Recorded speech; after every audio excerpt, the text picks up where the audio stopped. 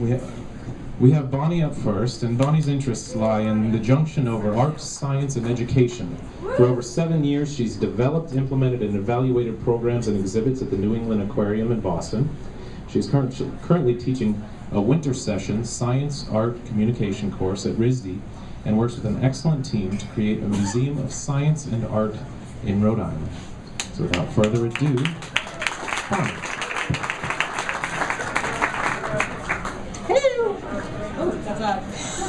I went to the San Francisco Exploratorium, pictured here, when I was 15 years old, and it absolutely blew my mind. It really brought me back to a time like in toddlerhood, when every day you made amazing, life-changing discoveries. And I wanted one like this for the East Coast. So I came back here and waited for someone to build one for me. And while I waited, I got some degrees. I graduated with a PhD in oceanography, went to work for the New England Aquarium, first directing their satellite in Newport, Rhode Island, and then as the principal investigator for their NSF exhibit, Amazing Jellies, in Boston. I commuted to Boston while living in southern Rhode Island because I love Rhode Island and I never intend to leave it. And I also waited, I married, had a family. Thank you. And one day, 3 years ago, at a Providence Green Drinks, actually, I overheard someone talking about the Heritage Harbor Museum. Please excuse what I'm about to say. And I said, what you should really do is build an exploratorium-style museum in Rhode Island. And it was about that time that I realized that no one was going to build it for me. So I got an idea. The Rhode Island Museum of Science and Art was born. We make exhibits like this. I can't afford to tell you any more about it right now. The idea became an uprising. The great idea gained momentum. People joined us and we had an uprising.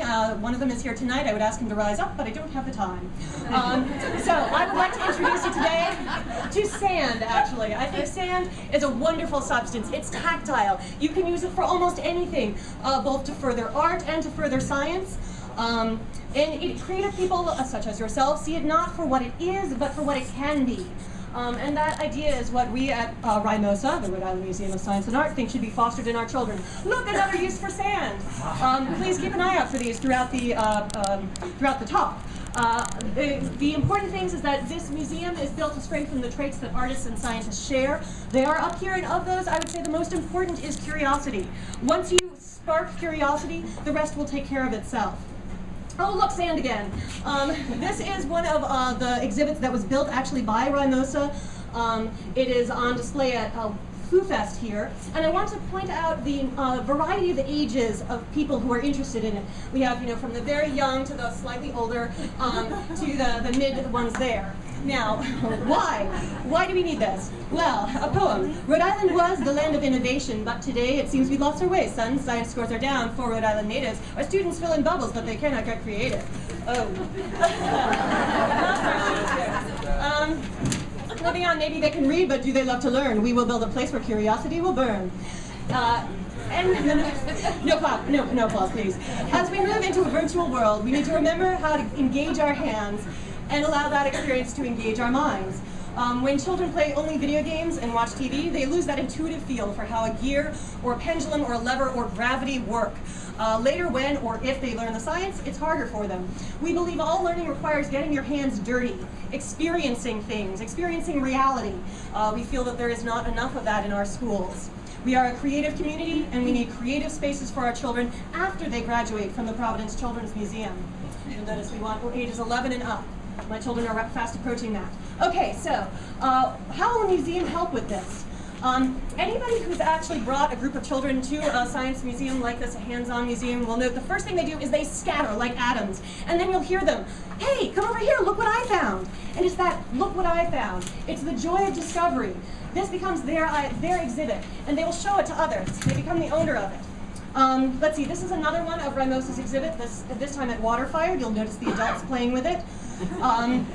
We have a rich, we have a rich resource and venerable tradition in the arts and sciences, but as we move farther and away from being artisans and laborers, working with physical materials, we lose the intuitive sense of physical laws. Oh yes. Why do we not have one? Boston has one. Hartford has one. Again, Boston is wicked fast, so is Hartford. It costs an arm and a leg, and I'm not kidding you. Boston's Museum of Science is about $20. Hartford's is $17, and who goes there really? But what do we have that Hartford does not? And then some. We have resources. institutions of higher education and research, arts organizations, and companies that require technology, creativity, and innovation for their workforce.